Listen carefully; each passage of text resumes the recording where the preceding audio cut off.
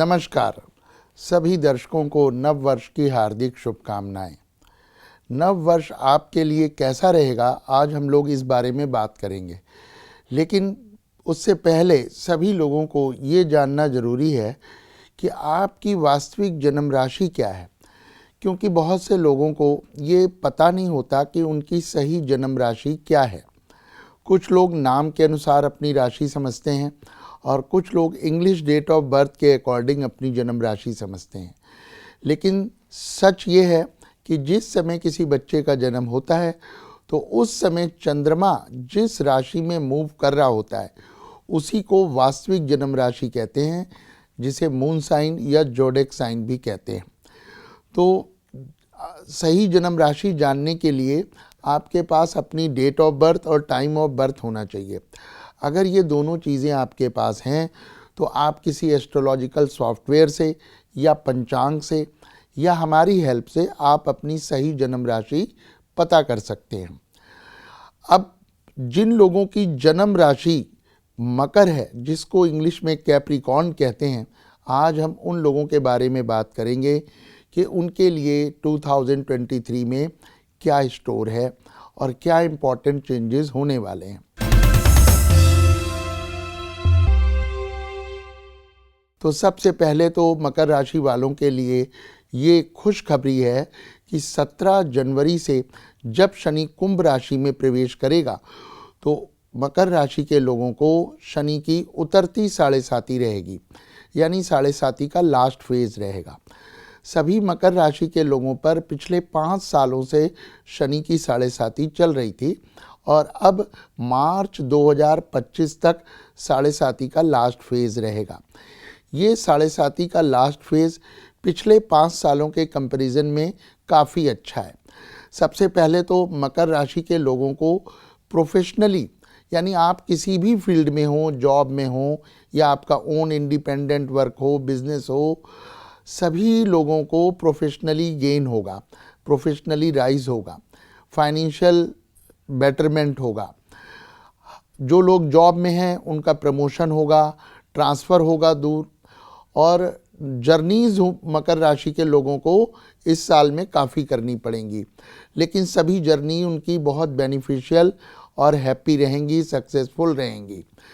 लेकिन मकर राशि वालों के लिए गुरु की स्थिति इस समय अच्छी नहीं चल रही है और गुरु की ये स्थिति अप्रैल 2024 तक उनके फेवर में नहीं रहेगी, क्योंकि गुरु अभी मीन राशि में है, यानी चंद्रमा से तीसरे भाव में, और 21 अप्रैल से जब गुरु मेष राशि में जाएगा तब भी चतुर्थ भाव में चंद्रमा शुभ नहीं है। मेरे अनुभव से ये गुरु की जो स्थिति है ये व्यक्ति को मेंटल स्ट्रेस काफ़ी देती है। उसके अपने फैमिली मेम्बर से या क्लोज फ्रेंड से या अपने कलीग्स के साथ में डिफरेंसेस हो जाते हैं, छोटी छोटी बातों पे मिसअंडरस्टैंडिंग या डिस्प्यूट हो जाते हैं। कई बार छोटी बातें भी बड़ी बन जाती हैं, या मुंह से गुस्से में कुछ गलत निकला तो आपस में रिलेशन ख़राब हो जाते हैं, फ्रेंडशिप ब्रेक हो जाती है, ब्रेकअप्स होते रहते हैं। तो ये चीज़ें बड़ी स्ट्रेस देती हैं। माने फैमिली पॉइंट ऑफ व्यू से और पर्सनल रिलेशंस जो बहुत इम्पॉर्टेंट एस्पेक्ट होता है लाइफ का, आपको इस पे पूरा ध्यान रखना चाहिए और सभी लोगों के साथ अच्छे रिलेशन रखने की कोशिश करनी चाहिए। दूसरों की गलतियों को इग्नोर कर देना चाहिए। किसी बात को दिल से लगा के या बहुत सीरियसली लेने की ज़रूरत नहीं है, तो तब जाकर आपकी फैमिली लाइफ बेटर होगी। गुरु की ये स्थिति फेवर में नहीं आ रही है, इसके लिए आपको गुरु मंत्र का जप करना चाहिए। ज़्यादा से ज़्यादा जितना पॉसिबल हो गुरु मंत्र का जप करिए। जिन लोगों के लिए पॉसिबल है तो केले के वृक्ष की 10 मिनट श्रद्धा से पूजा करें, और जो लोग मंदिर जाकर नहीं कर सकते वो अपने घर में भी लगा सकते हैं, इससे फ़ायदा होगा। अपने घर के, अपने फैमिली में, रिलेशंस में जो बड़े बुज़ुर्ग हैं उनकी आप पूरा ध्यान रखिए, उनकी केयर करिए, उनकी हेल्प करिए, उनकी सेवा करिए, चरण स्पर्श करके उनका आशीर्वाद लीजिए, क्योंकि बड़ों के आशीर्वाद से भी गुरु के फल चेंज हो जाते हैं। माने गुरु के जो मैंने निगेटिव फल बताए वो काफ़ी हद तक कम हो जाएंगे। तो ये बहुत ज़रूरी है कि आप बड़ों का ध्यान रखें। बल्कि अपने इम्पॉर्टेंट डिसीजंस भी आप घर वालों के बड़े मेंबर्स के कंसेंट से करें। उनके अगेंस्ट जाकर कोई डिसीजन ना लें, वो आपके लिए ठीक नहीं रहेगा। इस समय आपकी अब्रॉड जर्नीज़ होने के भी योग हैं और अब्रॉड जाने से फ़ायदा होगा। तो जिन लोगों को अपॉर्चुनिटी मिलती है अब्रॉड जाने की, तो उन्हें ज़रूर ये अपॉर्चुनिटी ग्रैब करनी चाहिए और डिसीज़न लेना चाहिए। अब्रॉड जाने से उनका कैरियर और बेटर होगा। इसके अलावा इस समय जो शनि की स्थिति चल रही है, ये आपके लिए नए बिजनेस को शुरू करने के लिए भी काफ़ी अच्छी है। जो लोग सोच रहे हैं कि हम कुछ नया काम करें या जॉब छोड़कर इंडिपेंडेंट अपना वर्क कुछ स्टार्ट करें, तो उन लोगों के लिए ये बिल्कुल प्रॉपर और फेवरेबल टाइम है। इस समय वो ऐसा कर सकते हैं। अब मकर राशि के लोगों के लिए मैं 2 बातें और ख़ास बता रहा हूँ। एक तो मकर राशि के लोगों को कभी भी कोई काम उनका फाइनेंशियल कमी की वजह से नहीं रुकता है, माने पैसों की कमी की वजह से कोई काम नहीं रुकता है। ईश्वर उन्हें कोई ना कोई सोर्स उपलब्ध करा देता है। मंगलवार और गुरुवार के दिन उनके लिए शुभ नहीं होते, तो उनको इम्पॉर्टेंट कामों में, जर्नी में, फाइनेंशियल ट्रांजैक्शंस में, शॉपिंग में, इन दिनों को जितना पॉसिबल हो अवॉइड करना चाहिए। शुक्रवार, शनिवार और रविवार ये दिन इनके लिए बहुत ही शुभ होते हैं। इन दिनों में प्लान करें आप तो बेटर रहेगा। अगर मंगलवार या गुरुवार का आप व्रत रख सकें, और जैसा मैंने अभी बताया था कि प्रेजेंट टाइम में गुरु की स्थिति आपके लिए फेवरेबल नहीं है, तो अगर पॉसिबल है तो आप विधि से गुरुवार का व्रत रखिए। वो आपके परेशानियों को बहुत कम करेगा, बेटर होगा आपके लिए। सुंदरकांड का पाठ करना, गायत्री मंत्र का पाठ करना, राम रक्षा स्तोत्र और गायत्री मंत्र, जितना टाइम हो आपके पास, जितना पॉसिबल हो, तो इन चीज़ों को आप श्रद्धा से, विश्वास से, एकाग्र चित्त होकर ज़रूर करिए। जितना टाइम पॉसिबल है उतना टाइम करिए, तो इससे भी आपकी परेशानियां डेफिनेटली कम होंगी, क्योंकि एक तरह से शनि आपके लिए न्यू फेज़ ऑफ लाइफ शुरू कर रहा है।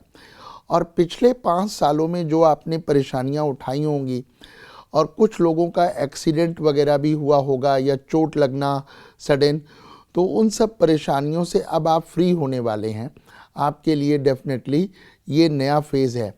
तो इस समय अगर आप सोच समझ के चलें और अपने सभी फैमिली मेम्बर्स, खासकर एल्डर्स को अपने कंसेंट में लेकर उनकी एडवाइस से जब आप चलेंगे, तो निश्चित रूप से आपके जीवन में अब नई नई चीज़ें होने वाली हैं। तो ओवरऑल आपके लिए 2023 काफ़ी अच्छा है। जो लोग अभी मैरिज के लिए प्लान कर रहे हैं, उन लोगों के लिए हालांकि मुझे टाइम फेवरेबल नहीं दिख रहा है, लेकिन जिन लोगों की जन्म कुंडली में शुभ ग्रहों की दशा, अंतर्दशा वगैरह है, तो उनके चांसेस हैं, लेकिन ये चांसेस काफ़ी वीक हैं। पर जिन लोगों की मैरिज होगी उनको बहुत अच्छा जीवन साथी मिलेगा, इसमें कोई डाउट नहीं है। लेकिन वास्तव में अभी चीज़ें डिले होती जाएंगी। आप इस समय कितनी भी कोशिश करेंगे तो डिले होगा, बात बनेगी नहीं। लेकिन जो हो रहा है ये अच्छे के लिए हो रहा है। तो अभी 2023 में और अप्रैल 24 तक, वहाँ तक के गुरु की स्थिति ऐसा इंडिकेट नहीं कर रही कि मैरिज हो पाए या मैरिड कपल को संतान सुख हो। तो पेशेंस रखने में ही अच्छा रहेगा, और सही समय जब आएगा तब चीज़ें ज़्यादा अच्छी होंगी। तो आपके अंदर बिल्कुल भी फ्रस्ट्रेशन नहीं आना चाहिए, निगेटिव चीज़ नहीं, ईश्वर पर पूरा विश्वास होना चाहिए। और आपके कैरियर के पॉइंट ऑफ व्यू से सभी चीज़ें अच्छी आ रही हैं, नए बिजनेस के लिए भी अच्छी आ रही हैं। सिर्फ आपको पेशेंस रखना है और जितना हो सके गुरु मंत्र का जप करना है, केले के पेड़ की पूजा करनी है।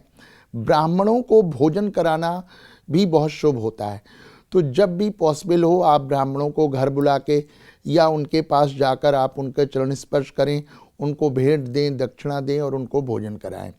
बाकी हमारी बहुत बहुत शुभकामनाएं हैं। नमस्कार।